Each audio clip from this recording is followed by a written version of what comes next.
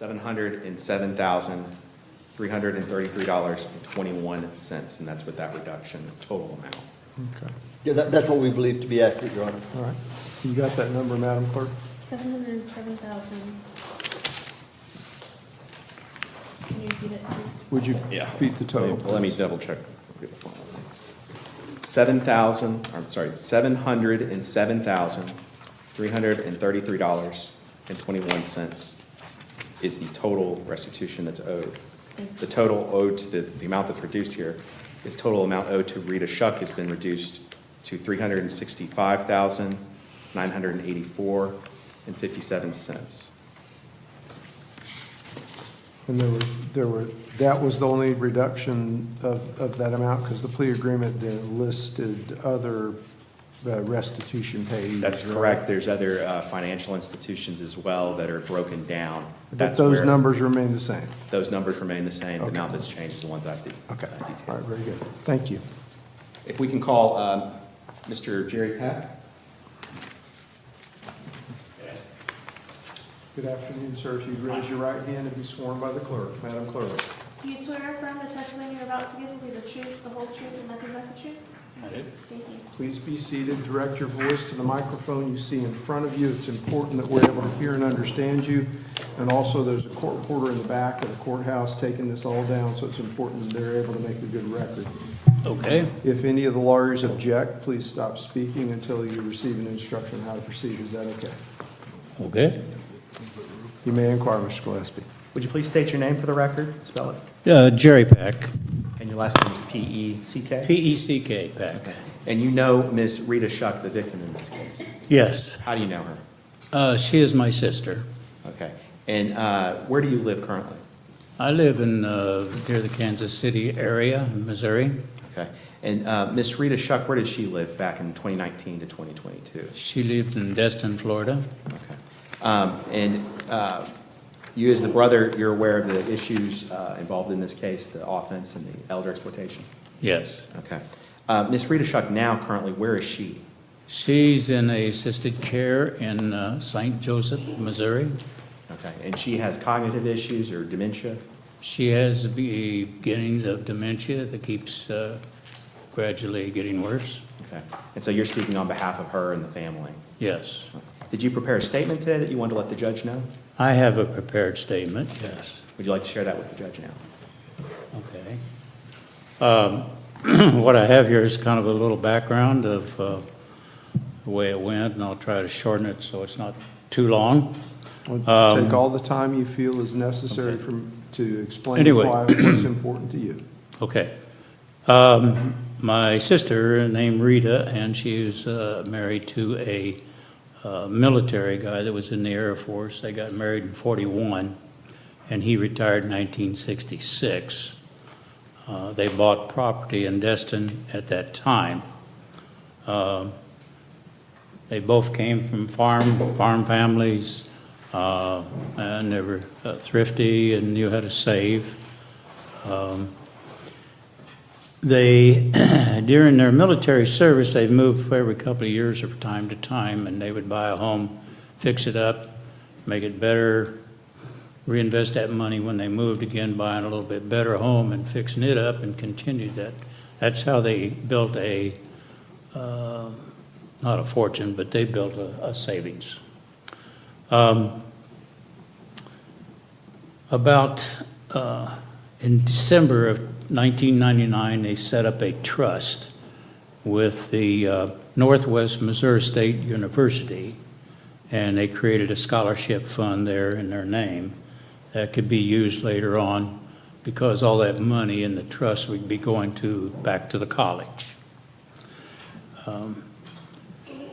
Rita and Warren used to go to the Olive Garden here in Destin, and that's where they met the defendant 10 to 15 years ago, as far as I know. It could have been a little bit longer or more.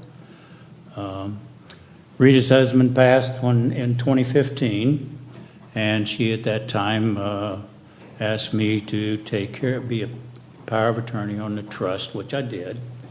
And the trust, she said, it's pretty well all taken care of because it just stock purchases that they made. The stock dividends went back into the stock, and they bought more stock later on, and it just, that's the way it grew. Anyway, the defendant was a waitress, like I said, Olive Garden. They met and started befriending my sister, doing errands and driving her to appointments in the bank, etc., and gained her trust. And she even got a medical power of attorney in April of 2020. In September 2020, the defendant took my sister to the family, our Fort Walton Beach Medical Center at the doctor's request, and she delivered her there. She left her phone number as a contact if it was necessary, and drove away, is all I can say. The hospital did need some information, and they never could contact the defendant. And they sent my sister then to the Destin rehab area, medical unit, and my sister talked her way out of it about 4 or 5 days later. In June of 21, I got a call from the neighbors here, her neighbors here in Destin. It says that she was feeling ill and that I should come and see if she didn't need more attention. I caught a flight out of Kansas City the next day, and when I seen her, she was very sick and laying in the bed and couldn't hardly move. And I called the ambulance, and they took her to the Ascension Sacred Heart Hospital, where she was diagnosed with cystis, and was there for a month of treatment and rehab.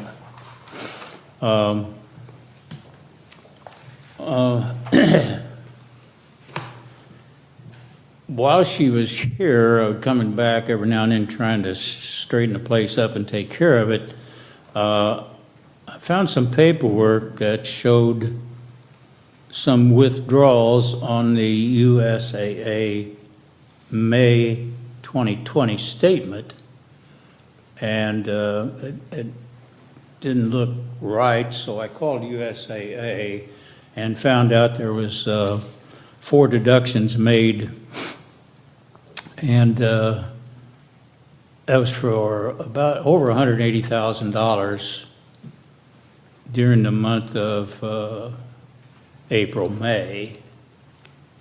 And then the stock transferred to Charles Schwab, and I thought, well, maybe if it happened here, maybe Charles Schwab had some problems. Checked with Charles Schwab and found out that she had made 16 withdrawals there and withdrew over $400,000. I didn't know about any of this stuff because I found out later that the defendant had gotten into the account, set up an online account, a paperless account, and so there was no more paperwork going to the house that my sister received after that point. Anyway, this makes a long story. It kind of covers the points here, and I just want to have the defendant to receive the maximum amount of time by law, and probation to pay for a full restitution. She befriended my sister, gained her trust, and then stole from her. And I think that should be the reason for my referral here. So with that, I'm done. Let me ask you just a follow-up on that. There's a request for restitution, obviously. In your opinion, does that outweigh a need for a prison sentence in this case? No. Okay. Ms. Rita, she's been basically recouped some of this money already to a degree, and she's doing financially okay? Yes, she's in good shape. Okay. And there's no worry about her becoming destitute, essentially? No. Okay. Is there anything else that you want to let the judge know? No, I think that's enough. Okay. I don't have any other questions at this time. Mr. Flowers, Mr. Shaw, you wish to inquire? I have no questions, Your Honor. Thank you, sir. Okay. Thank you very much, sir. Your next witness, Mr. Glass, please. Call Investigator Kruger. Investigator Kruger, please.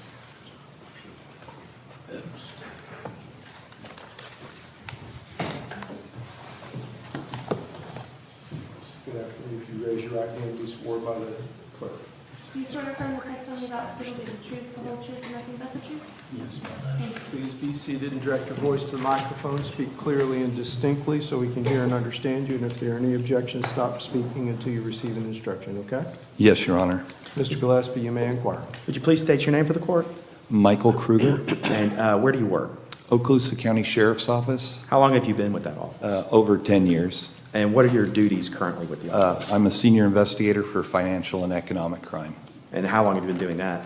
I've been doing that for 8 years. Do you have any specialized training in that field? Yes, I have a master's degree in criminal justice, and I have a CFE, Certified Fraud Examiner. Okay. Are you familiar with this case involving Sheena Russell? Yes, sir. And you were the primary investigator in this? Yes, sir. Okay. You received essentially contact from them that there were some unusual transfers to accounts from theirs. Is that about right? Yes. Okay. And did that lead to the defendant's account with Darden USF?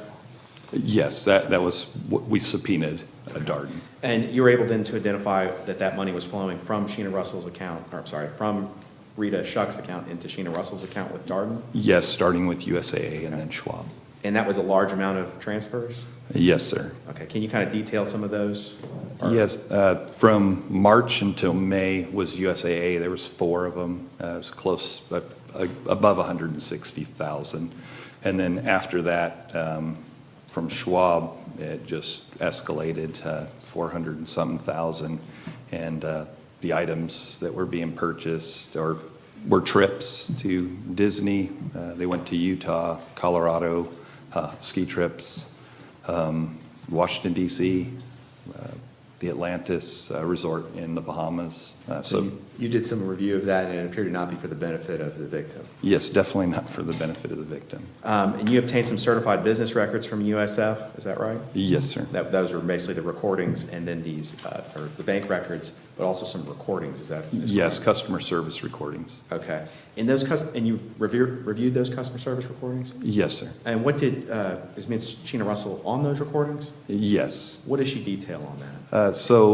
I guess she receives a call from customer service talking to her about a transfer from Charles Schwab to explain to her that her account has been frozen because they believe there's some fraudulent activity in that recording.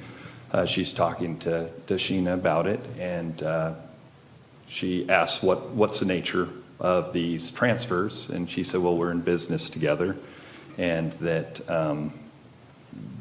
this money is coming to her. It's not free money. This is, she's got to pay it back. And she had said that was and this is, I guess, a timeline of this. This is after Ms. Russell's already moved to Missouri, is that right? Yes, sir. Okay. And these transactions were occurring post that move? Yes, sir. Okay. And she had said that she was in business. What kind of business did she detail? Property management. Okay. Did you look into that? Yes. Did you see anything in her business or her bank records that seemed to indicate a business? Nothing overtly showing that. And then we provided documents the state attorney has required and you've reviewed. Is there any business entity under Sheena Russell or Rita Shuck's name in this area? No, sir. Okay. You also obtained some records from Charles Schwab and USAA? Yes, sir. Okay. And that included some bank records and other records, including recordings? Yes, sir. And we additionally acquired some of those recordings that you've reviewed, is that right? Yes, sir. Okay.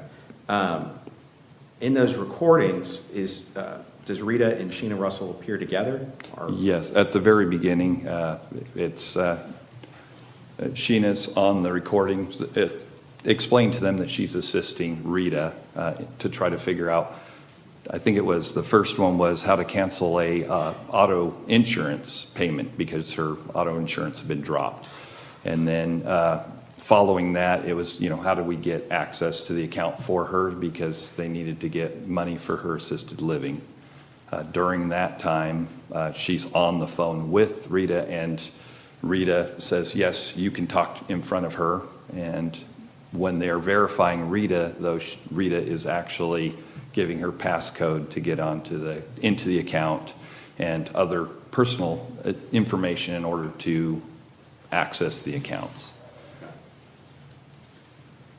If I can approach with states 1, 2, and 3.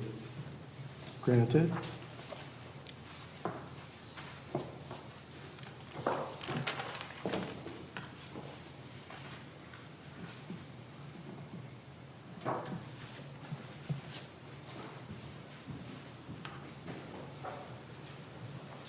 You recognize these? And we'll show you states 1. Which is USF. You recognize that? I do. Those are those recordings of 2. Yes. And then I have Exhibit 2, which is USAA Federal Savings Bank 4 recorded phone calls. Okay. You recognize that too, as those recorded phone calls? Yes. And then I have a USAA Investment Services 6 recorded calls, Exhibit 3. You Yes. recognize that? Yes. They like to admit these into evidence. There's no objection, Your Honor. We've seen her and are familiar with those items. And They're we kind of, admitted. in detailing that, there's, again, those recordings, you'd mentioned that at the beginning of one, she's on the phone and listening in and helping her essentially. Is there another recording that caught your interest in this? Yes, the third recording, there's a voice that comes on that says that she's Rita, but it's definitely not Rita. It appears to be a younger person due to the cadence of their voice, the types of language they're using, and the knowledge. And also, previous recordings that Rita, anytime they asked her name, she would spell out her name, R-I-T-A, and then Shuck. She would spell that out right afterwards. So this wasn't the same. And that was the March 23rd recording? Yes, sir. Okay. Judge, if I can publish to you, I have the recordings. Yes, sir, just a second. Go ahead, sir. And what I'm going to do, I'm going to publish, there's a recording where she spells out her name. Those are in the USAA 4 recorded phone calls. I'm not sure if you can hear this or not. Thank you for calling USAA. This is Jeremiah, your banking specialist. How may I assist you? Yes, this is Rita, R-I-T-H, S-H-U-C-K, and I need some information. They need my, So I'm just going to play these one by one, sort of showing that how she operates or how she answers the phone there. Thank you for calling USAA. This is Jackie in Baby Deposit. How may I help you? yes, Jackie, this is Rita, R-I-T-H, S-H-U-C-K. I have to talk to her, very, very old, I'm going to play another one.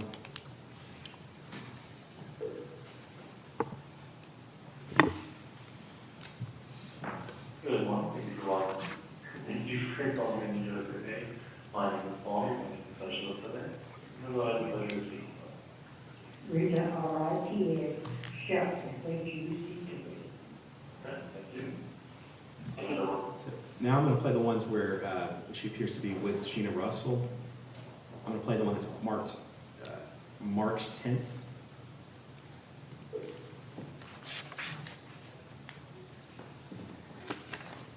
And I may skip around here a little bit to, if they're longer calls, about 20 minutes. USAA. My name is Jonathan Jacko, Investment Services. Can I have your first and last name, please? Sheena Russell. Thank you, and how can I help you today? Hey there, I am calling on behalf of Rita Shuck today. account number R30. I guess, it seems to me, according to her record, that every year she pulls money from some accounts to go into her checking account. She has got records, she's got records of everything. She has like stacks and stacks of records. But I cannot figure out where she pulls her allowance for the year from. Can you look and see if that comes from her investment account that you guys somehow? Yeah, do you have dollar amount? Can you give me an idea of how much? Let me find the Edwin paperwork again. The last deposit was $18,000 even, and that was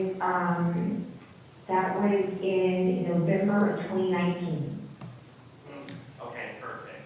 And if I could just speak to her really, really quickly. Oh, yeah, absolutely. We'll get right to it, okay?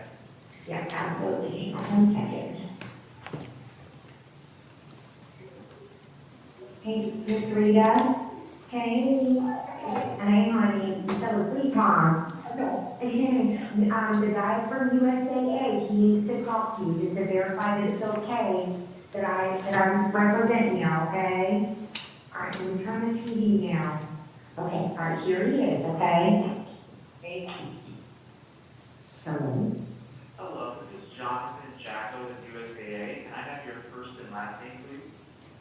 Yes, Rita, R-I-T-A, Shuck, S-H-U-C-K. Thank you, Ms. Shuck. And I have a couple quick security questions for you, okay? Can I please have your USAA 4-digit PIN number? Does anything come to mind? No, it doesn't. No.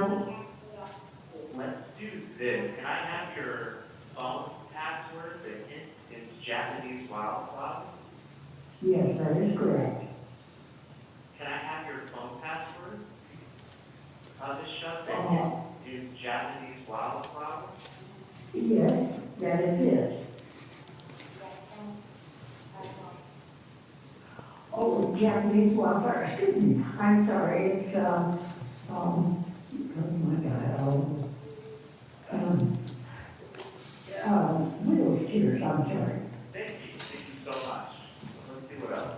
I'm going to stop it there, and that sort of details what we talked about, her getting the code word at that time. Yes. And initially cooperating or helping with her. There's another phone call after, it's March 13th of 2020, that details sort of the same thing, the code words used in that one. What I'm going to play is that one that you said that was suspicious, that was 323. I'm going to go ahead and play that. Thank you for calling USAA. This is Cameron Cooper and Broker Services. It was a pleasure speaking with you today. Thank you. I appreciate that. All right, Ms. Shuck, I'm pulling up your account now. What prompted you to call in today? Well, I'm happy to,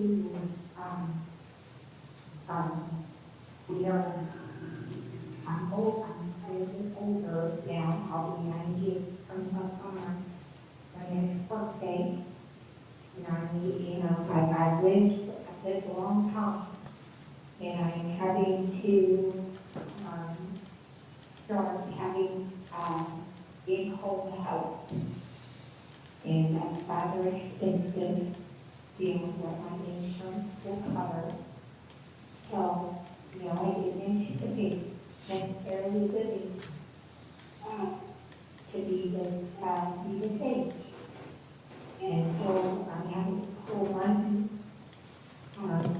to ensure that I'm able to stay in the comfort of my own home. Okay. So what are you wanting to do? I know you have a trust account. You have quite a few different shares in the trust. I know you're 97, and to be 98 this summer, which I think is fantastic. And you sound relatively healthy. What are we looking to do for you on your trust account? I just need to be able to install funds to put into an account that I can access it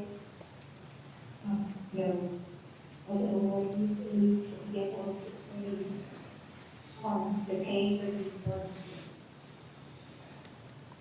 Are you wanting to sell out of all of your shares of the company you have and just have cash? Is that what you're wanting, or? No, not all, no. What I need currently, would only be a portion, a small portion. Because I do understand that it's quite different than what it was last month I received my statement. So I do realize that, the accounts have kind of taken a downturn. Yes, I agree. The market's really been volatile right now. Yes, yes, Let me explain something to you that's going to be helpful to you, okay? okay. You have $85,000 in cash in this account right now. You haven't lost money on that $85,000. It's just sitting in cash. So you can transfer that money out at any time. It's liquid cash. Your stocks, anything you need to sell or want to sell, you would sell. It would take about 3 to 5 business days before the cash would come in, and then you would take that money out at any time. But you currently already have 85 grand sitting in cash.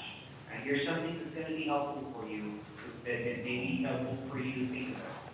This is a brokerage account, and it's going to go to Charles Schwab this summer. That's going to happen automatically. You don't have to do anything with that. We sold our brokerage account to Schwab. We announced that, so your insurance is going to stay to the day, but we're not going to have your brokerage account anymore. The reason I mentioned this to you is there is going to be a change, but I know that Schwab offers check writing on their brokerage accounts. So when it goes to Schwab, you may be able to call them, and then maybe they can issue you some checks on your account, and then you could write checks directly from your brokerage account, and that might be helpful for your situation.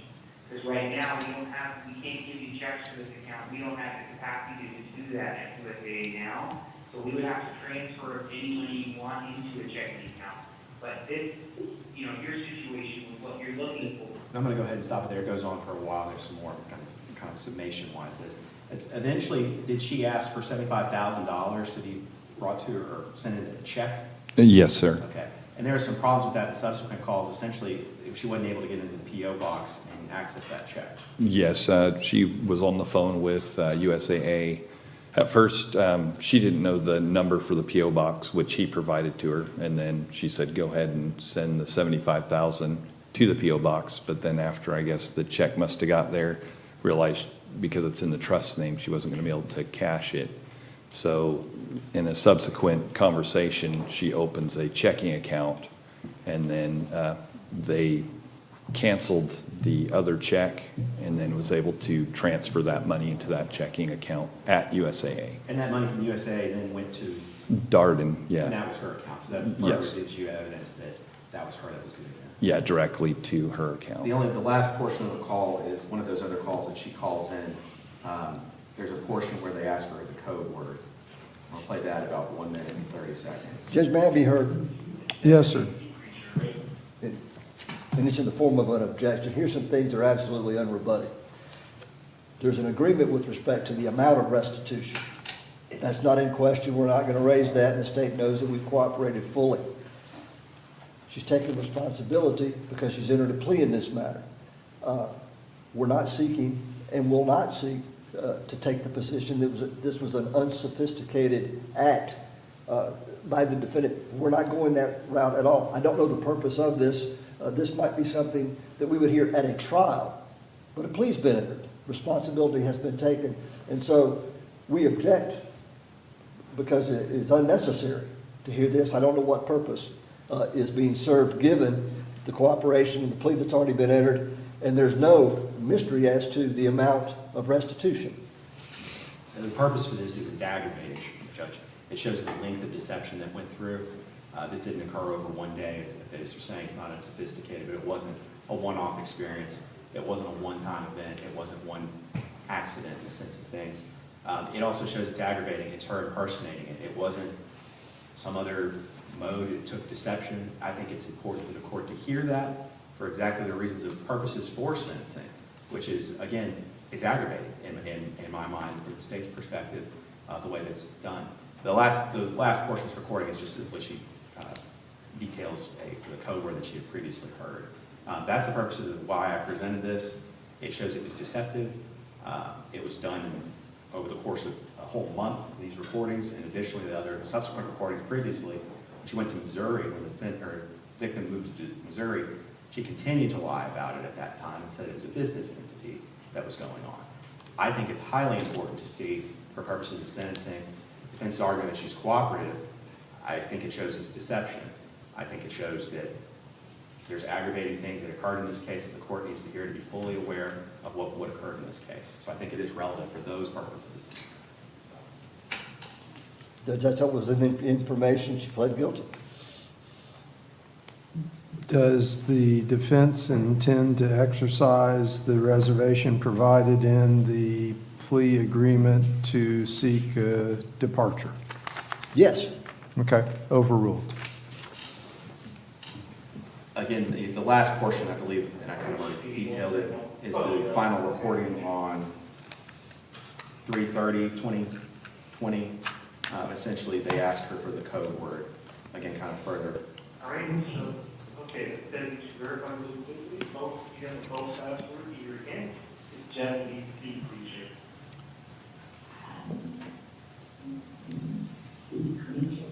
Yes, the Japanese sea creature, right?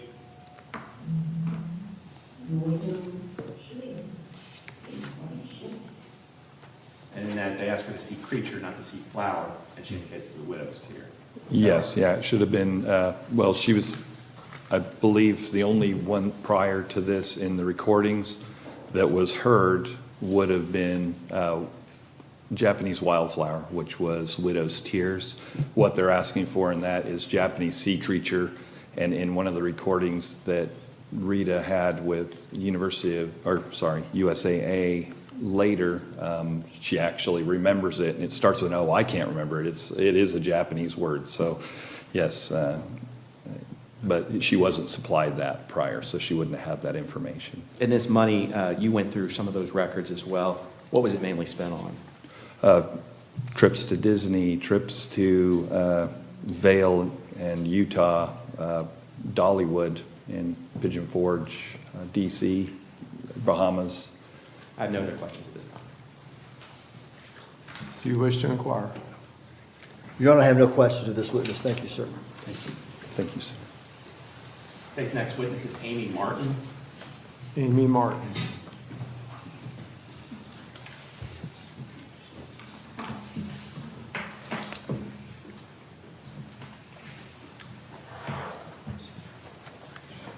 Please standing and raise your right hand to be sworn by the clerk. Do you swear affirm the testimony you're about to give will be the truth, the whole truth, and nothing but the truth? I do. Please be seated and direct your voice to the microphone. Speak clearly and distinctly for us, and if there are objections, stop speaking until you receive an instruction. Would you please state Ms. your name for the Gillespie. court? Amy Martin. And Ms. Martin, where do you work? I work at the state attorney's office. How long have you been there? I've been there for, since 2015 I came back. Yeah, 2015. What sort of Part-time, then 2018 is when I started full-time. What sort of education and training do you have? I have a law degree. And have you completed CLEs and other training courses and things? Yes. Okay. What sort of work do you do for the state attorney's office? I basically do paralegal work, analyze bank accounts, review discovery, prepare discoveries, other paralegal tasks. But some of your primary duties are analyzing bank records and preparing charts, is that right? Charts and summaries. Okay. And you've been doing that for a while? 5 years. And you've done that Well, with- I've done that since I've been there, but full-time now with the state attorney's office for 5 And you were years. hired from previous prosecutor Russ Edgar to do that type of work? Yes, Okay. And you've worked on major cases previously with economic crimes? yes, And you've also prepared statements or summaries for those cases? yes, And you've testified before at sentencing? yes, Okay. Are you familiar with this case involving Sheena Russell? I am. And what did you review in this case? I reviewed the Darden bank records, the USAA bank records, the Charles Schwab records, and the Eglin records. Okay. And in doing that, that time period you looked at was primarily between March 2020 and October 2021? Yes, That's the time period of the charged conduct? yes, Okay. And in doing that, did you prepare some summaries? I did, Okay. And that was from the voluminous bank records and other records that you've looked through? yes. Okay. I'm going to approach with State's Exhibit 4, which is a composite deposit. Yeah, These are the, yes. these are the notices, there's a notice of intent to use these summary proofs. I'm going to approach it on that. Granted. Do you recognize these? Yes. Those are summary proofs, correct me if I'm wrong, E through H? Yes. Okay. Say would have moved those into evidence at this time? Oh, no objection to those being offered? They're and admitted. And admitted. Okay. Kind of quickly looking through this, attachment E, what is that? Is that the transfers from, That's the transfers from the different accounts into the Darden account, okay. And or that eventually went into the Darden account. And then F, what is that summary of? F is the spending detail. And that's essentially 60 pages of alphabetically arranged spending items? Yes. And then what is summary, this one, G? G is the transactions compiled, so if there were multiple transactions from Amazon, they're not, the first one would have been all of them listed out.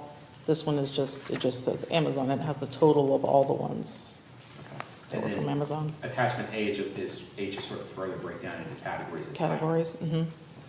Good. I don't know if you can see that, or if I can publish it to you so you can see it while we walk through this, or, However you'd like to do it, sir. Mr. Flowers may want to be able to see, Mr. Shaw may be wanted If I to can see him as well. post it up there. Yes, sir. You're connected.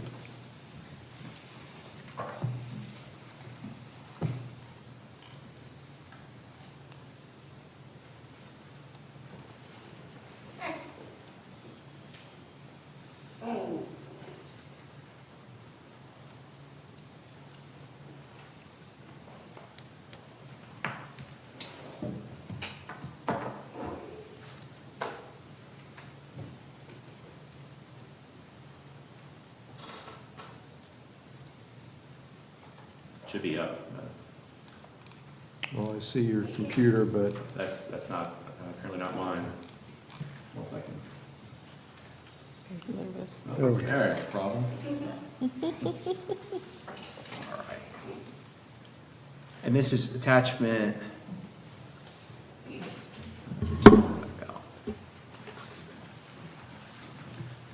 E, and that's what you had mentioned, that's sort of each individual transaction. Is that right? Yes. Okay, and maybe tiny up here. I'm gonna try to zoom in a little bit. Maybe too much. These transactions here that occurred, what's the dates for these? I'll use the laser pointer here. March, April, May for the Eglin and the USAA, and then from June 2020 to October 2021, they're from the Charles Schwab account. Okay. And those totals up to that amount there, is that right? Mhm. 596,000 essentially. Mhm. Okay. I'm gonna scroll on through this. These are essentially 60, like we said, 64 pages of the individual transactions. I'm not gonna go through each one of those for time reasons. But what I'd like to focus on is attachment G, which starts, I believe, at page 63 of this. 64. And on this, it's like by category, No, the this type one of is- things that yeah, what by the money type. This was is- spent on. On page 1, it's got Amazon for $1,000 or $8,000. I may just read through this, if you can kind of highlight the important ones here. There's an Amex card as well for $2,000. Deposit for the Atlantis Resort. The Atlantis Resort deposit. As we move through, I'm just kind of run through it. On page 2, there's Boomerang Pizza, Capital One for $1,000. Charles Barnes, and you look through those records, that's for rent payments of $4,000. There's a Chase credit card to James Russell Yes. for $9,000. Page 3 has Delta Airlines for $7,000. Yes. I may not highlight all these, there's a lot. Looking through, let's see here.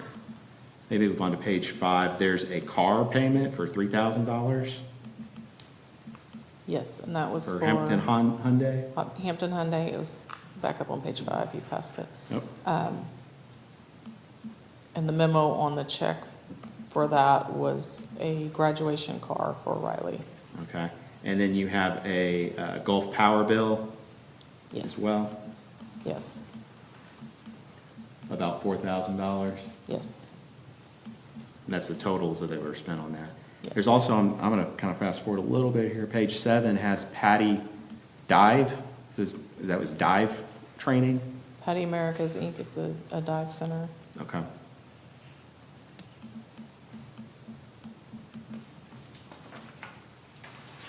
Page 8, there's PayPal payments. Yes. Okay. That's Those approximately. were, some of them were eBay, some of them were various other, some of them were people, family members. And there's about- Other ones were just transferring money to the PayPal account. Okay. And there was a bounce house as well. That was purchased for $1,000 or rented. Yes.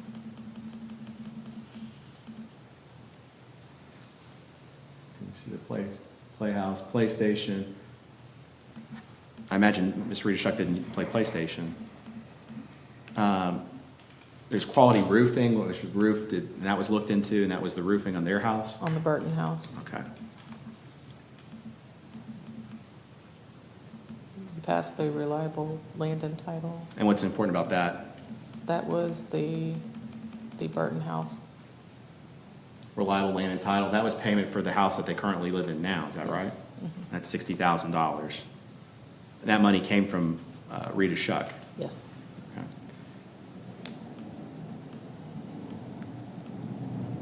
There's some loans for vehicles on page 9, the Santander, about $3,000. One was for a Mazda, Yes. is that right? Okay. I think the Santander was a Mazda. Page Page 10, there's payments of $1,000 for snow.com. What is that? That was skiing. Okay.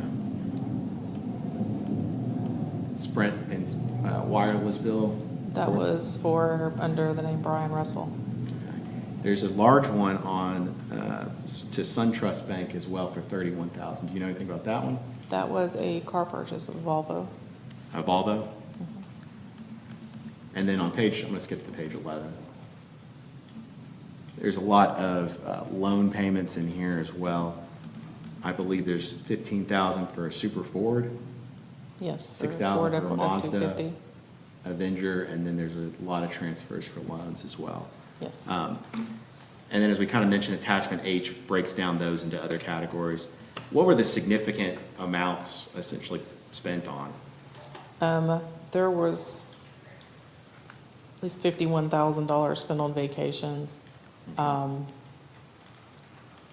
to 70 if you include the credit card had purchases that were vacation expenses. There were 4 trips to Disney. So a lot of vacation, there was house expenditures and a lot of vehicles, that Yes. kind of summation. Okay. I don't have any other questions at this time. No questions, Judge. State has no other witnesses at this time. I'm going to provide these to the clerk. Yes, please.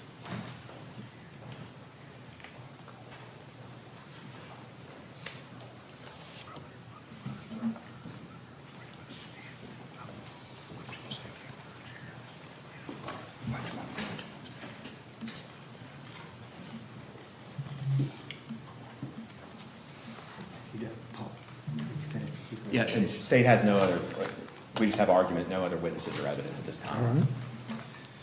Your Honor, if we may, we'd like to call Teresa Magnus as a witness. You may do so. Thank you. Ms. Magnus?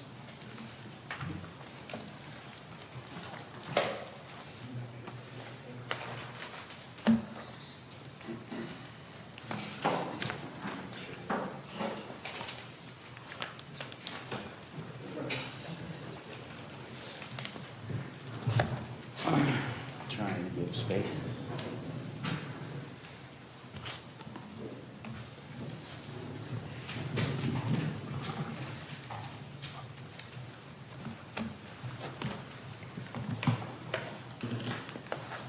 And if you'd remain standing and raise your right hand to receive the oath by the clerk, please.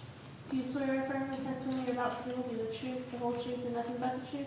I do. Thank you. Please be seated and direct your voice to the microphone you see in front of you there. Speak clearly and distinctly so we can all hear you and the court reporter is able to make a good record of what you have to say. Is that all right? Yes, thank you. Okay. And if any of the lawyers object, please stop speaking immediately until you receive an instruction on how to proceed. Is that okay? Okay, thank you. Mr. Flowers, you may inquire. Thank you, Judge. What is your name, ma'am? Teresa Magnus. Your mom? Yes, I'm Mom. Where do you live, ma'am? I'm sorry. Where do you live? I live in Compass Lake in the Hills in Jackson County, Florida. All right. And you're here today for these proceedings. Would that be an Yes. accurate statement? That is correct. Okay. What I'd like to do is for you to tell the court things that you might deem to be important. The judge has an important decision to make with respect to sentencing. You realize that your daughter entered a plea having admitted to taking a lot of money. Yes, And we've discussed that, and that's no secret. You're aware of that? I am aware of that, yes. During the time period, and I'm suggesting around 2020, those years, were you communicating much with your daughter during that period of time? Not as much as normal, no. Okay. Why is that?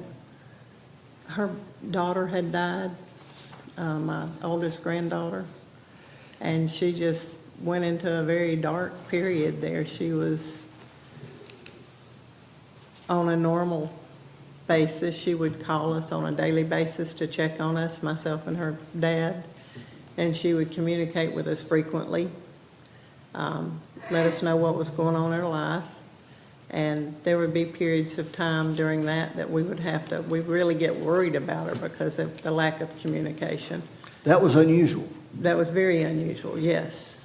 As I understand it, this was for about a 2-year period of time. Does that sound right? Yes, and still on occasion,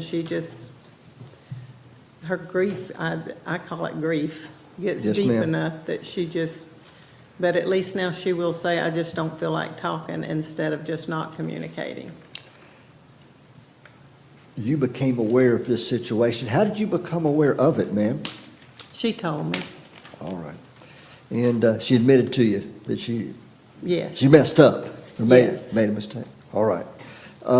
You're aware, I think, and if I'm wrong, I'm going to invite you to correct me, that the family helped her cobble together some money to pay back. Are Yes, you aware of we did. that? Yes,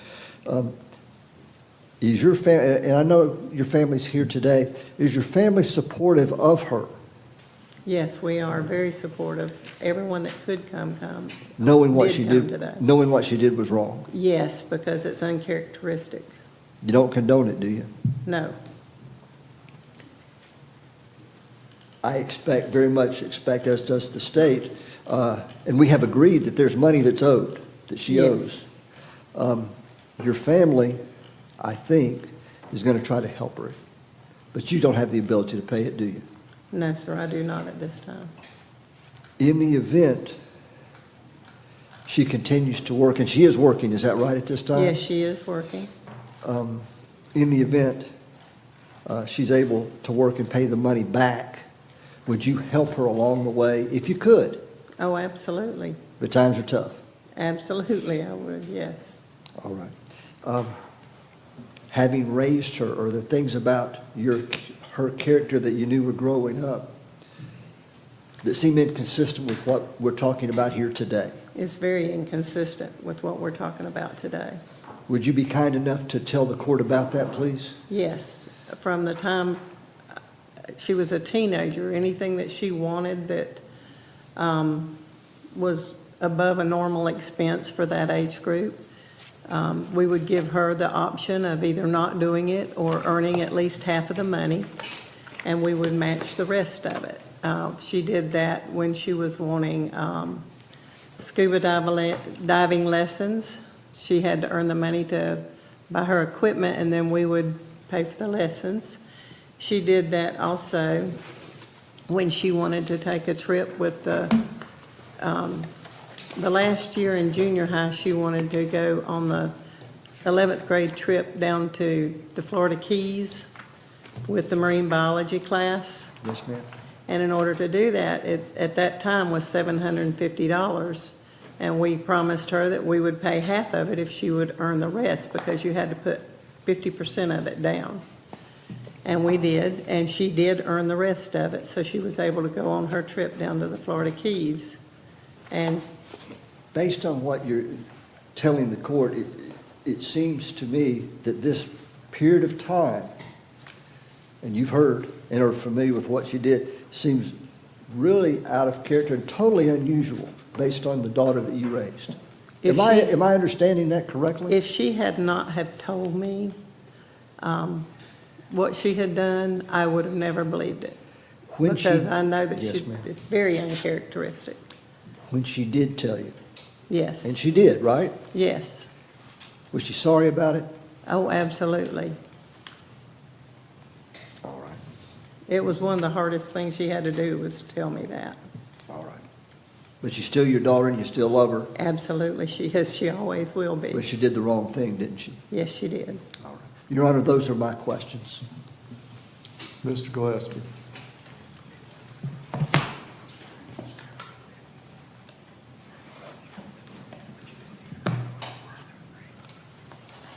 Just briefly.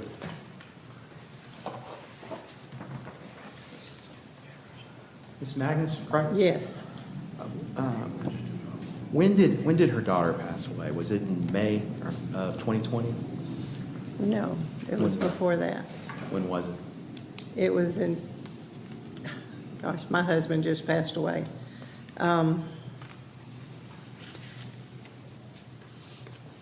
2018, 2019. 2019. I'm sorry, my husband just passed away, so, and I know this because that's my oldest granddaughter. I'm sorry, Would it I shock you cannot if the remember. obituary right would now. be May of 2020? What was the daughter's name? Brianna Marie Brianna Marie. Russell, yes. Would it be surprising if the record showed that it was in May of 2020? No, I wouldn't be surprised. Like I said, right now, in July 14th, I lost my husband of 43 years, so. When did she tell you about the theft? Ms. I'm Russell? sorry? When did Ms. Russell tell you about the theft? The death, The theft, the offense, the case? You Oh, had mentioned she had told you about this. well, she told me about it when she heard about it. Okay. The day she heard about it, she told me about it. When she was arrested? I don't know the details. Okay. I just know she called us and told us what had happened. Okay. And you said this was uncharacteristic of her? Very uncharacteristic of her. Were you aware of her prior record of worthless checks, insufficient funds? I was not at this time, no. Okay. I have no other questions at this time. Thank you. And you redirect. Your Honor, I have no further questions. Thank you, ma'am. Thank you, Ms. Magnus. You may step. Thank you.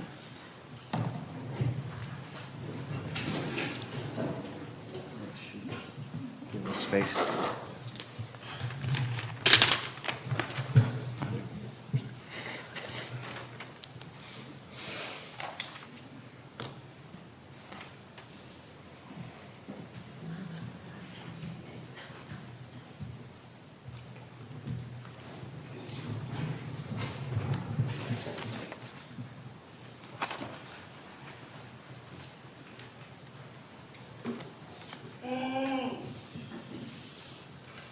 Your Honor, we would call Sheena Russell.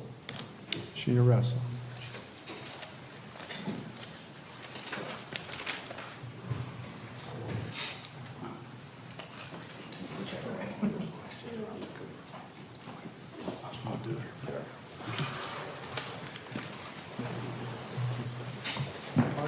standing, raise your right hand, and receive the oath by the clerk. Do you swear or affirm the testimony you're about to give will be the truth, the whole truth, and nothing but the truth? Yes. Thank you. Please be seated and direct your voice to that microphone. Speak clearly and distinctly so we can all understand you. And if any of the lawyers object, stop speaking immediately until you receive instruction, okay? Yes, sir. Okay. Mr. Flowers. You're Sheena Russell? Yes, sir. How old are you, Miss Russell? 49. Miss Russell, you recall being arrested and charged with having taken this money. Yes, Is that sir. true? Yes. And you've hired Mr. Shaw and myself to represent you in this matter. Yes, that's correct. Have you been forthcoming in your discussions with us? Yes, sir. In fact, there came a day that before this court, you came in and entered a plea Yes. acknowledging that the state had enough evidence to prove that you did in fact wrongfully take money that wasn't yours. Yes. Is that true? Yes, that's true. And whose money was it? Rita Shuck. Okay. And to do so, you engaged in some fraudulent activity. Would that be a fair statement? Yes. Once you were arrested, and we were dealing with the Office of the State Attorney here, have you admitted the amount of money that the state is seeking, and we've stipulated that that's an accurate number. Is that true? Yes, that's correct. You're working now, is that right? Yes, sir. Your family's here, your family's supportive of you. Would that be a fair statement? Yes, sir. Prior to coming here today, in fact, prior to entering the plea, there was a date that you're able to come up with some money towards restitution, and you paid it, didn't you? Yes, sir. How much money did you pay? In total, $100,000. You owe more money though, don't you? Yes, sir. One of the things that a court looks at is paying the money back. We call it restitution. You Yes, sir. familiar with that? Yes.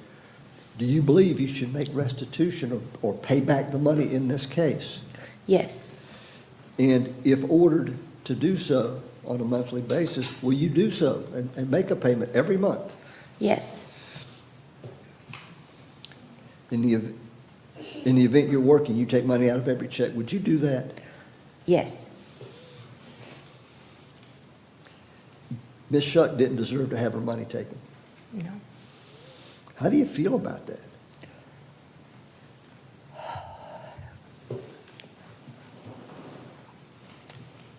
Really, I'm very, very sorry. I feel very guilty.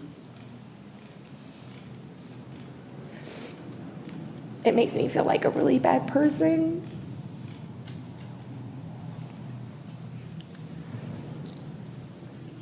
In coming to court, some would say, and lawyers argue, well, she's taking responsibility. Are you taking responsibility? I want you to tell the court, are you taking responsibility for your actions? Yes. Yes, absolutely. During this period of time,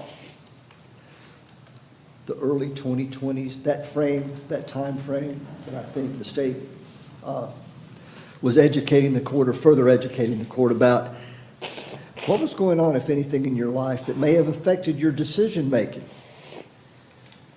Oh my gosh, just so many things.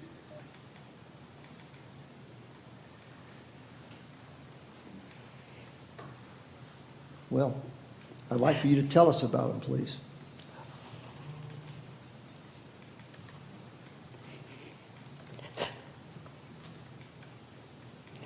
My oldest daughter was an addict.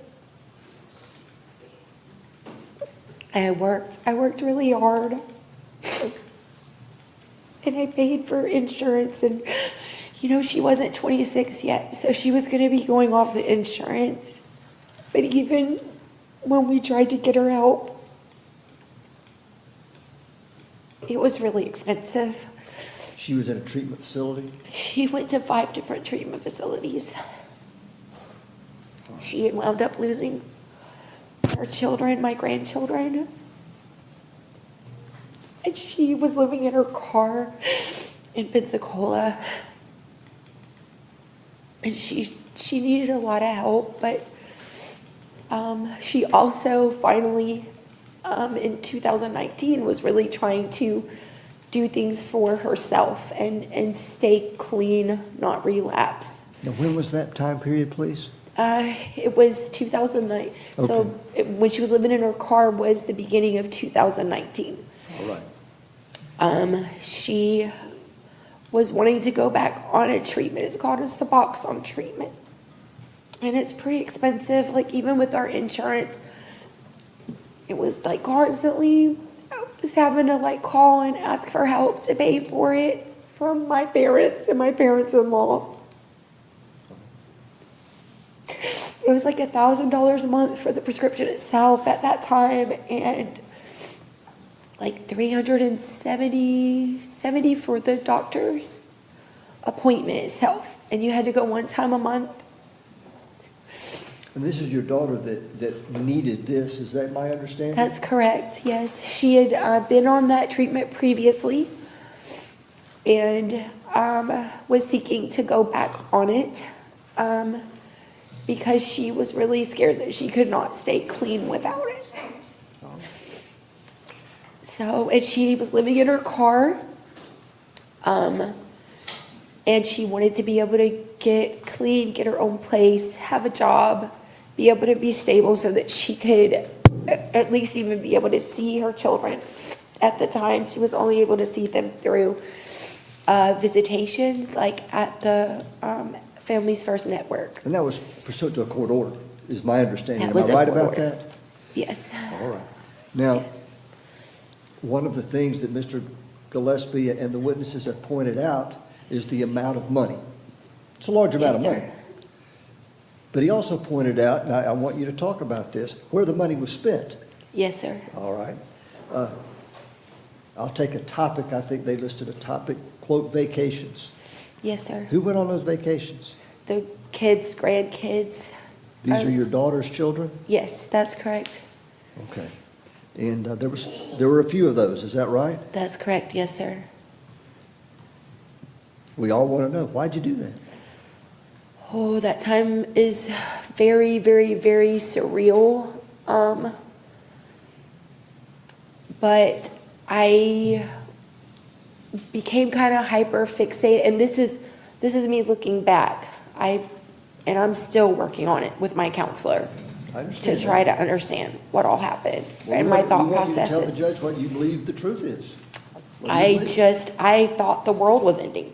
I thought it was COVID. My daughter died. I thought everything was over. It was like escapism to a certain extent. I was really, at times, even like kind of a little bit confused. I didn't realize how much time had passed sometimes. But it was weird because like I was working. It's like this one part of me was like same old, like I was going to work and doing everything that I normally did. But it was really, really, really hard and it hurt a lot. If I were to say the word hopeless, Oh, definitely, like beyond hopeless. Like literally, I thought that I'm sure probably the ending of the world seems a little bit differently for everybody. But when I say that I literally thought that, like, I just thought I was just gonna, like, die at any moment. And honestly, it didn't matter. Like, it didn't. I wanted to make sure that my kids and my grandkids were okay. I'm going to ask you a tough question. In 2020, with the things you were going through and you've described, did you think you'd be alive right now in 2025? Oh, no, absolutely not. I didn't think I'd be here, and I didn't think it would matter if I was or not.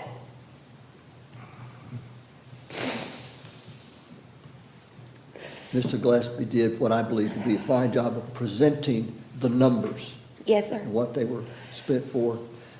Have you or Mr. Shaw, myself, in any way sought to do anything but cooperate in them assimilating that information? Not to my knowledge, no, I have not. Do you believe the numbers Yes, that sir. Mr. Gillespie provided without our questioning them are accurate numbers for this court to rely upon? Yes, sir. And Mr. Gillespie pointed out there was an $8,000 error in our favor earlier today. You don't question that? No, sir. Or quite frankly, his honesty. He's been as honest as he can be as far as you're concerned. Is that right? Yes. But you paid that $100,000, right? Yes, sir. Now, you're aware of the pre-sentence investigation that was, in fact, you participated in that, did you not? Yes, sir, I did. And we've read it, we've all read it. Yeah. I read in there that they knew that you had paid $100,000, meaning the family. Yes, sir. And the gentleman that testified earlier from the family, he was genuinely interested. I think he testified earlier, there was restitution, they were interested in that. Did you hear him say that? I'm sorry, repeat that. Did you hear him say that they are interested in restitution? Yes, yes.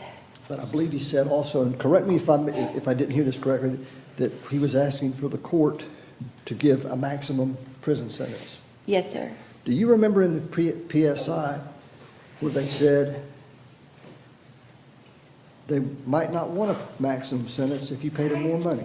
You remember that? Yes, I believe that it was blacked out on my copy, but y'all read that to me. Yes, I do remember seeing that, yes. You're not able to pay a lump sum right now, are you? No, sir. Are Not. you able to make monthly payments if you could keep your job? Yes, sir. Yes. Prior to this incident, you had some bad checks. Yes, sir. That was, I believe, like a fairly long time ago, but yes, sir. Did you bounce checks? What was that about? One of them was actually taken care of before it was filed, and so I wound up just having to pay the fee. It was a partial rent check to Jill Pullum. You bounced a check? Yes, I did bounce it, but then I went and paid it, but she filed with the county before, I guess, she said it was before she knew it was paid. How about the others? It was like $30-something at Walmart, and Nothing like this. yeah, no, it was like 31-something at Walmart, and then I'm gonna be honest, I don't remember what the other two were. All right. I Laura, may have a apologize. moment, please. You may, sir.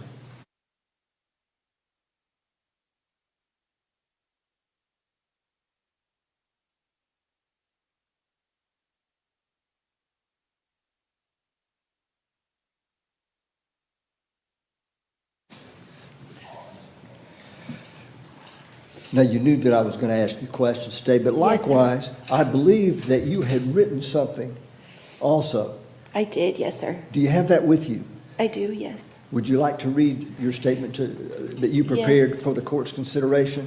Yes, if that's. Well, with the okay. court's permission, Your Honor, may she do so? Yes, sir. Okay.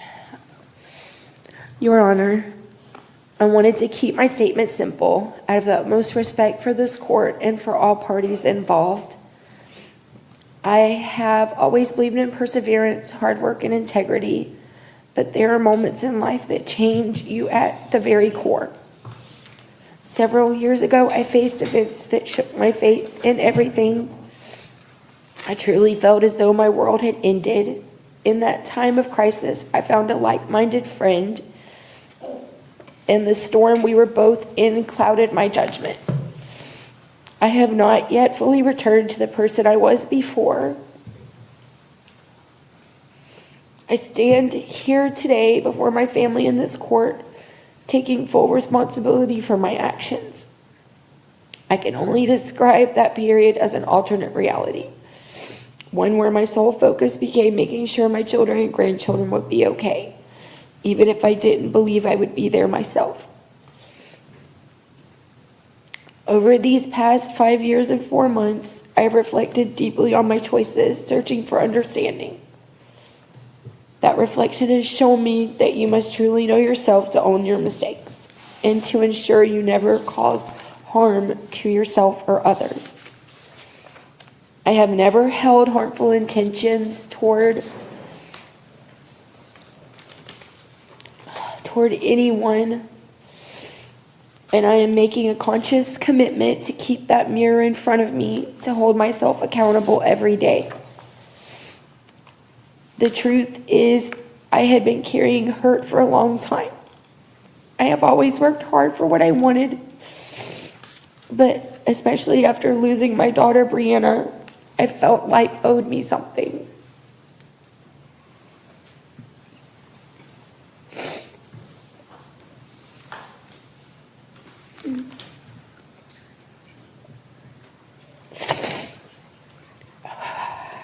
I was exhausted from struggling, from not being able or being unable to get her the care she needed, the right treatment, the right resources, the stability that she deserved. When an opportunity came that promised financial security, I thought, this is it. I can finally help my family and build something lasting. At least that was my thought process at that time, as best as I recall. I am not making excuses. I want to compose myself a little bit before I read this part, please.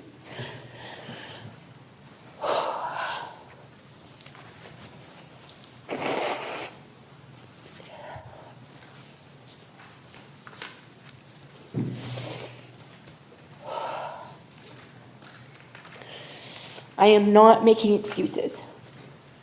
The reality is, when you're living your worst nightmare without time to care for your mental health, every moment feels like an emergency. That is no way to live. It leaves you vulnerable, clouding your judgment. And yet, no matter the circumstances, you are still responsible for putting in the work and reflection needed to live a life you can be proud of and those around you can be proud of.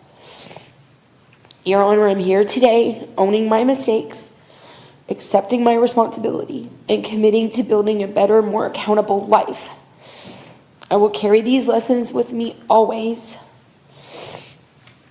Thank you for your time and consideration. One final question, if I might. You are working, you have your supportive family and your husband. Yes, sir. You've likewise been receiving counseling, is that true?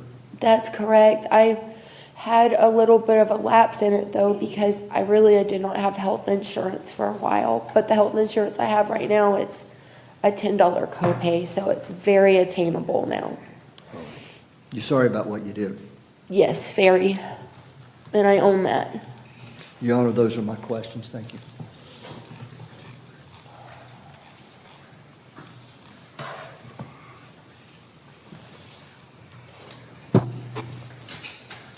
Mr. Gillespie.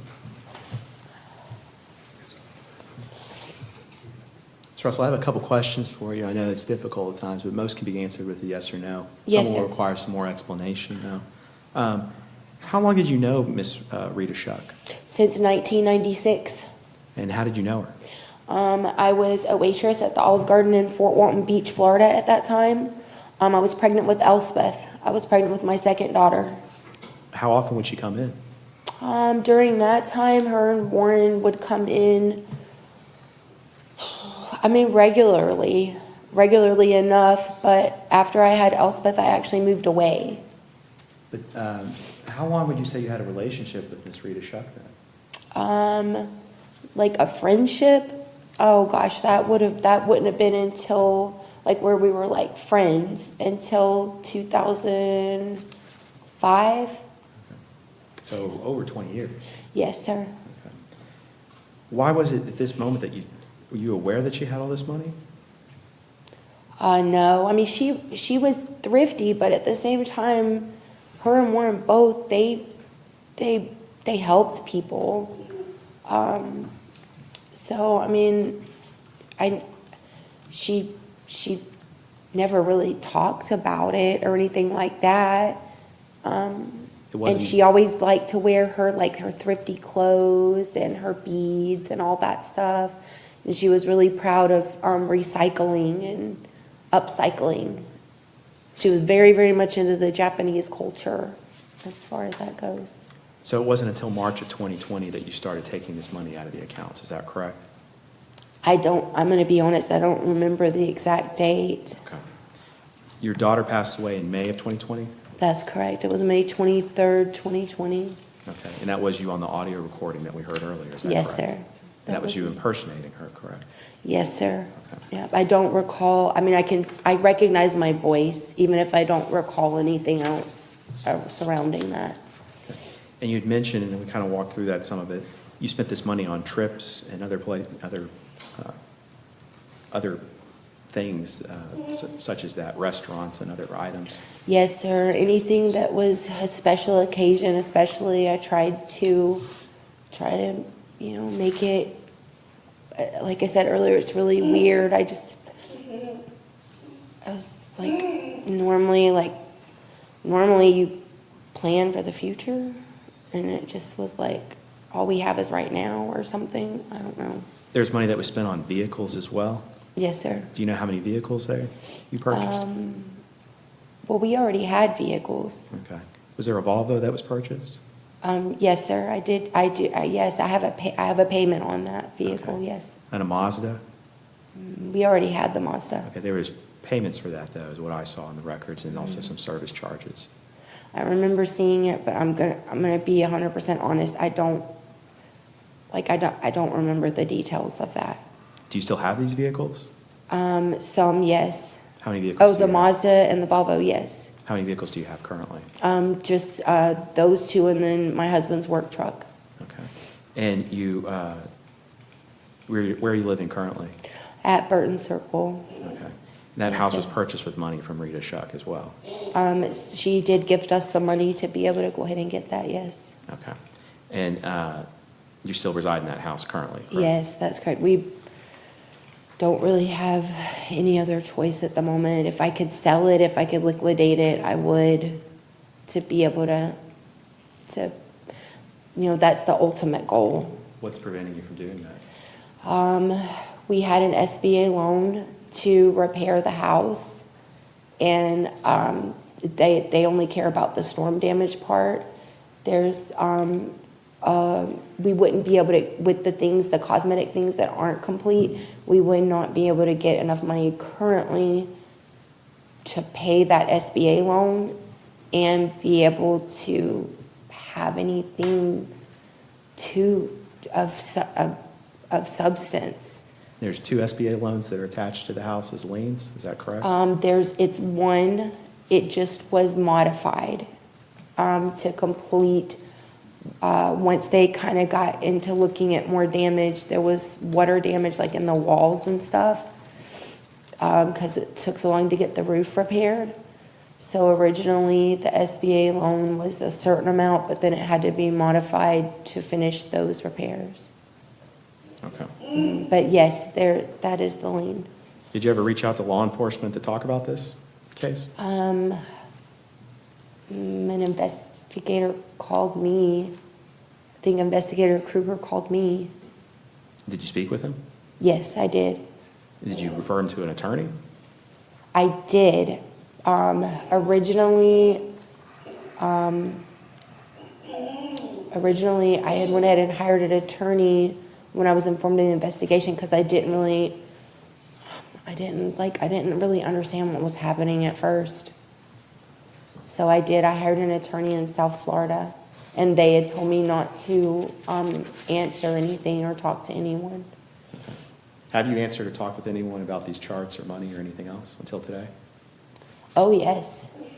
About the charts and things, well, other than your attorneys? Well, yes. I mean, I've talked to my family. I've been very open with them about everything that they would see here today. I mean, I was really open and talked to my family about it before I was arrested. You haven't talked to any investigators or anyone? Oh, investigators. I'm sorry. I don't think so. One moment.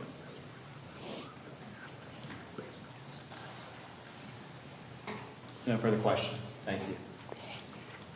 Mr. Flowers. Your Honor, I have no further questions of Ms. Russell. All right.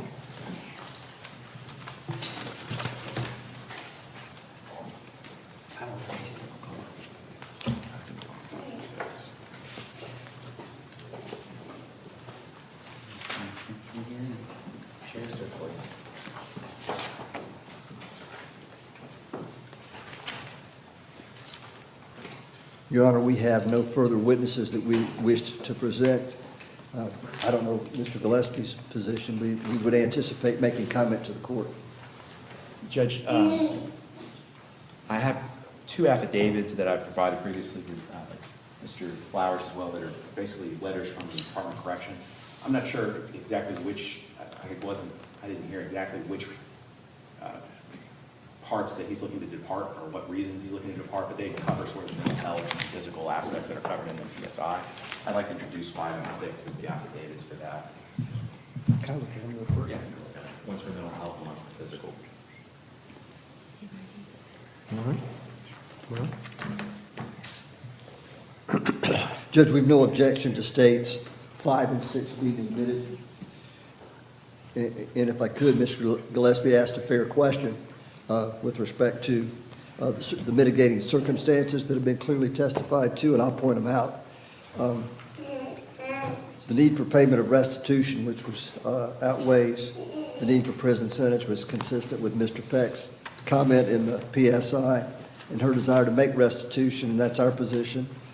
And her position mentally, physically, and emotionally at the time of these offenses adversely affected her appreciate any decision-making she was involved in. In fact, she didn't even think she'd be alive. So we would argue that her capacity to appreciate the nature of her conduct was substantially impaired. We believe that the evidence unrebuttedly shows that. With respect to cooperation with the state, I think Mr. Gillespie would agree. We couldn't have cooperated anymore with respect to challenging evidence, cooperating. The numbers were agreed to. She entered a plea. That's our position, Your Honor.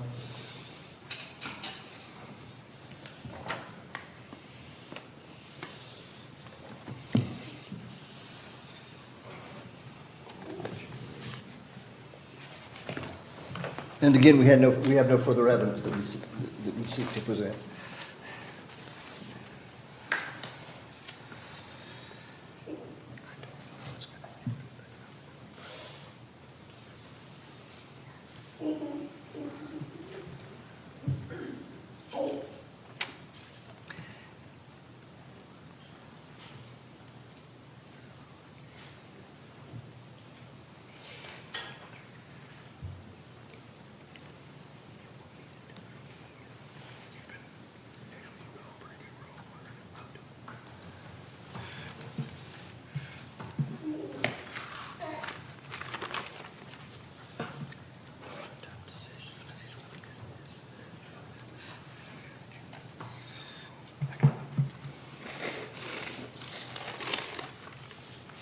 Mr. Gillespie.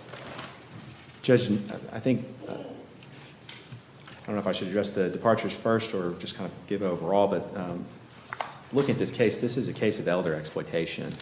As detailed now, she's agreed to in the plea. There was a cap of 7.5 years of incarceration that was capped.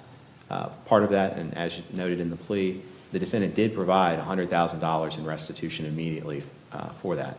That sentence was encapsulated that amount that we had plea negotiations back and forth about what that would be, what the cap should be, and based on restitution.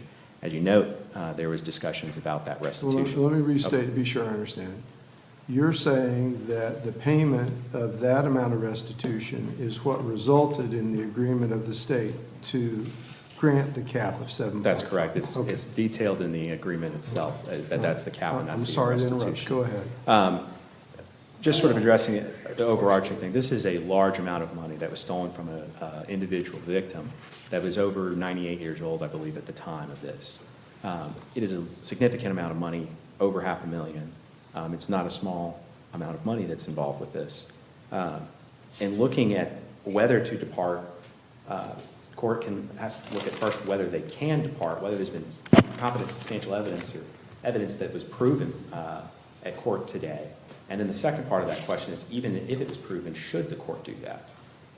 The three that they have sort of detailed here was the need for restitution. As mentioned, there is outstanding restitution of a significant amount. There's about $200,000 that's owed to the victim directly. The other ones are for financial institutions. As we heard from Mr. Peck, Ms. Shuck is doing okay now. She has had some of the money returned. She's stable in a home. There's no worry of destitution, essentially, of her becoming sort of a ward of the state or ending up on the street or anything like that. She's got a support network as well. The case law that details the need for restitution often says there must be a pressing need. And I grant it's usually in situations such as an elder exploitation where someone will be wound up on the street. That's not what we have in this case. Obviously, Mr. Peck would like the restitution. The family would like the restitution. My understanding is a lot of that will go. Ms. Rita Shuck is now 103. I suspect a lot of that money will go through the trust, as it was mentioned, to basically this school and these other individuals once it passes through. I don't think that one's been proven. I think that the type of case that this is, as the victim, Mr. Peck detailed, it doesn't outweigh this need for an incarcerative sentence. I think that is something that's important, and I don't think that's a grounded apart. The other one was that she didn't understand the sort of consequences of what she was doing. I don't think that that's been proven either, in the sense of things. She has a prior record, while not significant. She has prior worthless checks, credit issues of that nature. I do think she appreciated the nature of what she was doing, and that's why I presented that evidence. The reason I do think that is because she purposely was deceptive in doing it. She pretended to be Miss Rita Shuck on the phone, which we heard and she admitted to, and took money. I don't think that was a state of not understanding what's going on. Her daughter, it is tragic. Sentencings are never happy times, I feel like. But it's tragic that her daughter passed. But the fraud that was committed and those initial transactions, the 4 transactions, which I think were over $100,000, occurred in March and early April before that death. Then the floodgates did open, and as you saw, she took a massive amount of money, and it was spent, in the state's opinion, frivolously on items that she did not need. It's not for necessity. These are extra cars, these are vacations, these are things that are not necessities. I do think she understood what she was doing. I don't think that's a ground of depart. As far as cooperation goes, I do think, and I will admit, she did provide $100,000. That is rare in these type of cases, and I've said it to defense, I'll say it as well today, that is a large mitigator. The victims agree as well that if she can come up with more money, that would be a large mitigator for prison time. But right now, that's what we are at, is at 7.5 years for that. As far as those departures, I think that that's encapsulating a lot of what we're talking about here. Again, this isn't some random event. This was someone she knew for 20 years, that suddenly she decided to pillage the accounts, deceptively pretend to be herself, or be Rita and not herself, and took a large amount of money. What was also important that I brought to the court's attention was even when she moved to Missouri, she continued to take money out of the account. There's another 2 transactions on, I think it's Exhibit 8 or G. There are 2 transactions that occurred while she was in Missouri. The victim was in Missouri. And she lied to the Darden bank representative then, saying it was a business venture that they were taking. This is a case that warrants a prison sentence and incarcerative time. As Mr. Peck had said, I think that is something that needs to be done so it doesn't happen in the future, that there is a deterrent factor in this. Punishment certainly can't be cruel, but it's not supposed to be convenient or comfortable either. I think that the state's asking for 7.5 years, followed by probation with terms and conditions. I have a list of terms and conditions I would recommend if she's put on probation to include submitting all her financial accounts, working and maintaining employment, anti-theft course. I'm sorry, you said submitting her financial accounts. So I would ask that, I can read through, what I would ask for is a 7.5 years with the restitution that's stipulated to, and we've come up with that new figure based on those changes, which is $707,333.21, and the figure on Ms. Rita's has changed. And then we'd ask for essentially the 22 years of probation to follow for her to make that restitution with minimum monthly payments. I kind of leave that at the court's discretion, maybe $1,000 per month or $500 per month. I'd ask that the restitution go to Rita Shuck first, if it can be allocated that way through probation. I'd ask that the defendant would maintain employment or submit 3 applications per week and accept any offers, to notify any future employer of her probation status, Submit probation and affidavit listing all of her financial accounts, which would include bank accounts, retirement accounts, brokerage accounts. Submit to probation and affidavit listing all owned assets, including her properties, her vehicles, her business interests. And submit to probation affidavit of her monthly income and expenses. I think for conditions, something that would be helpful, more rehabilitative, financial literacy course, if there's something permitted, complete an anti-theft course, and complete a mental health screening and any recommended treatment, and have no contact with Rita Shuck or her family. Those would be conditions of probation. It is within the court's discretion to depart. I would note that it must be an adjudication of guilt, as it's a first-degree felony per statute. It is in your discretion to depart. I think for the reasons I've presented, that this is not a case, one, I don't believe it's been proven, and I'd ask, judge make a ruling on that, whether it's been proven or not. And then second, whether it should be done, and we've asked that you don't do that. I don't think this is the type of case to depart. The lowest permissive sentence is 34.5 months. The victim's asking for the cap of 7.5. The state's asking for the cap of 7.5 as well. Thank you. Judge Mayer. Mr. Flowers.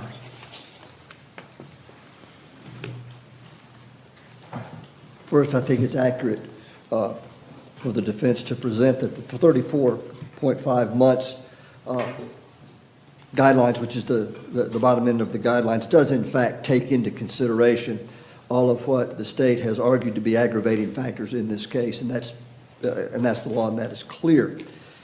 It is also clear that $100,000 was paid in advance, and when Mr. Peck took the stand today, quite frankly, one understands his position, and I respect it. And as he said in the pre-sentence investigation when he was questioned as the representative of the family, that in the event she was able to pay another lump sum amount of money, that he would agree to adjust the incarceration. So for the state to suggest that restitution is something that's not of paramount importance, I think is inconsistent with that which the family's representative had testified to. I think the state is also correct, and I think it pointed out a recommendation for the court as a condition of probation that she receive a mental health screening. He's right. That is what she needs. That's what she has needed. It's consistent with what the testimony is today, and the state knows that to be true. He wouldn't have said it. What we would argue, Judge, is the mitigating factors that we pointed out have clearly been proven. We disagree with the state's assessment. Her mental health was what she thought it never occurred that she'd be alive. She was desperate, hopeless. Her daughter, because of poor choices she'd made in her health, had died. The need for payment of restitution, according to Mr. Peck as representative of the family, does outweigh the need for an incarcerative sentence, because he said if she'd pay more money, he'd ask the state for less prison time. That's what he said. Your Honor, what we're respectfully suggesting is this, that if the court finds that a prison sentence is appropriate, we would ask the court to order a prison sentence, but to suspend it for a long period of time, for instance, 10 years of probation, and order her during the 10 years of probation to do that which the victim's family has asked. Make her get a mental health evaluation.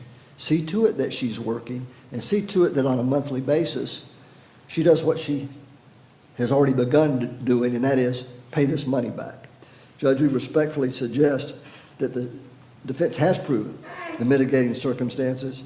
They should be given great weight. We're asking the court to, in the alternative, either give her 34.5 months, State of Florida Department of Corrections as a sentence with appropriate sanctions as far as probation is concerned, which we would anticipate the court to order, or to order an incarcerative sentence, but to suspend that with the safeguards in place and the restitution ordered consistent with what we agree to be the money that is owed. And that is our position, Your Honor. Thank you.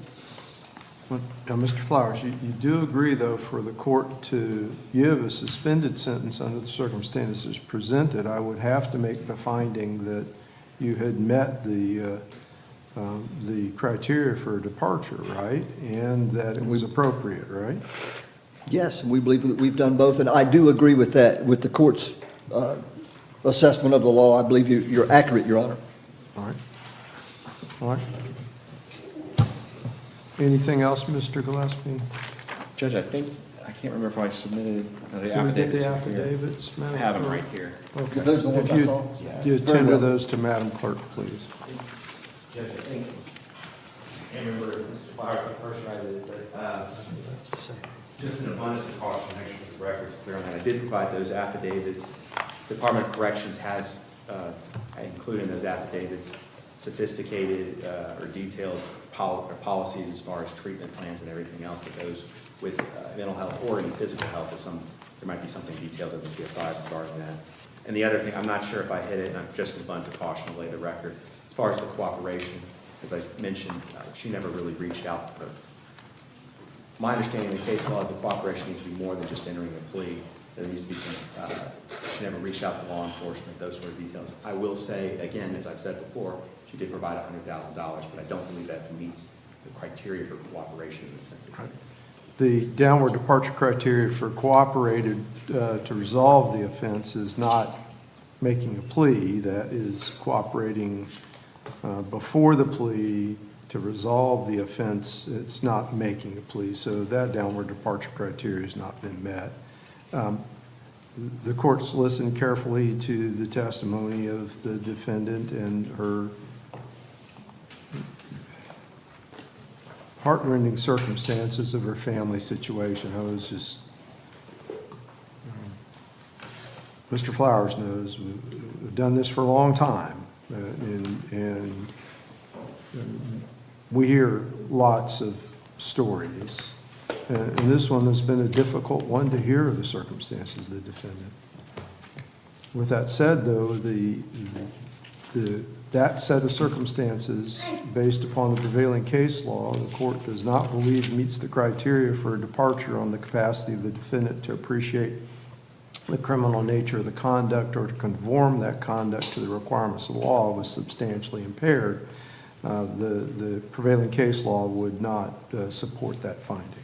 So that leaves the court with the question of the need for payment of restitution. The victim outweighs the need for the prison sentence.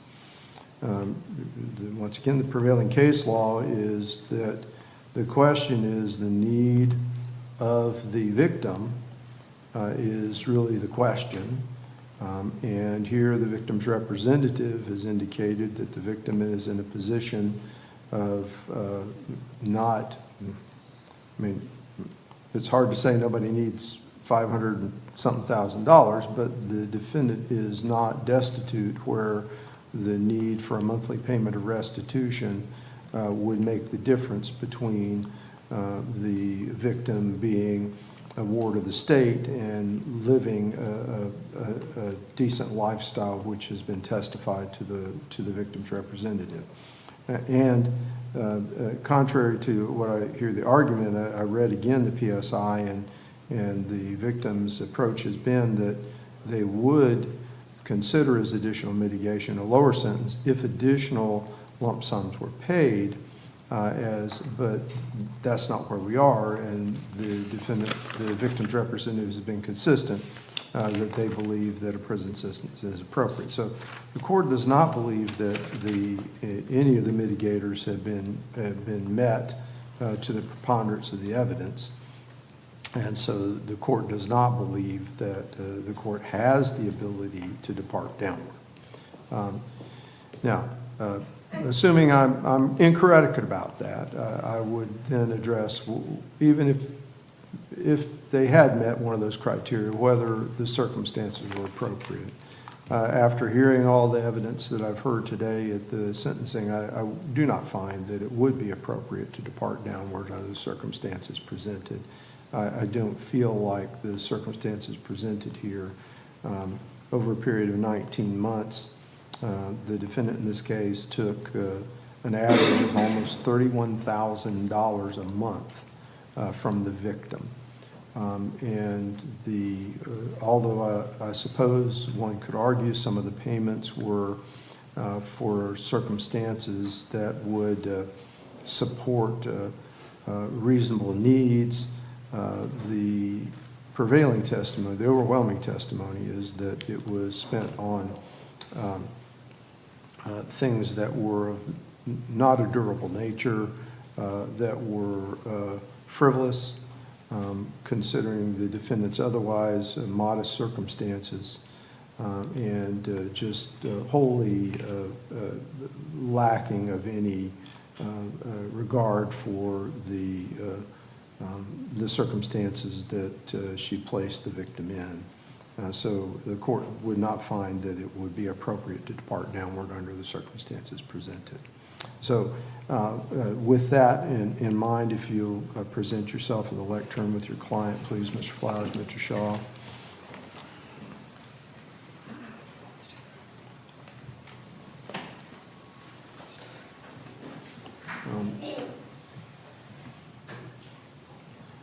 I've listened carefully to all of this, and you know, I haven't supervised this case for the whole time. I'm new on this case, but the plea has been given and accepted by the court, and we've listened to the sentencing. I've read the PSI. I've heard everyone, and given the circumstances presented in this situation, the court finds that it is appropriate to impose the 90 months that's agreed to in the cap, followed by 22 years of probation. Will provide that the defendant must get and maintain employment or seek employment, and based upon the circumstances, as the lawyers know, that if the defendant seeks to do training or other education to support her recovery after her completion of her sentence, that I'll support that as part of her employment or seeking employment if that's what she wants to do, because I believe that's what will set her up for success. We'll have, after she finishes that and gets her employment, then it'll be $1,000 a month minimum payments towards her restitution, and she will have to submit her accounts to probation as part of the regular auditing. She'll have to submit a statement of her property ownership as well, take the financial literacy class, the anti-theft course, do the mental health evaluation and recommended treatment, no contact with the victim or the victim's family, and in addition to the other standard terms of probation, including the $40 cost of supervision.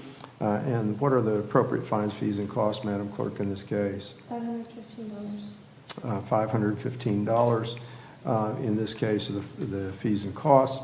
And the court will provide that the restitution payment should be made first directly to the individual victim until that restitution is satisfied, and then the payments would begin to the financial institutions. The court realizes that this is a change from the ordinary process. However, based upon the circumstances presented, the court believes that that represents the most equitable distribution of the restitution, and also represents, I believe, what the defendant, based upon her expressed desire in her testimony, wishes for the best results to be as well, and also supports what the victim's representatives have indicated. Any question about the court's sentence and judgment? No question, Your Honor. None from state. All right. That'll be the order and sentence of the court. We'll be adjourned.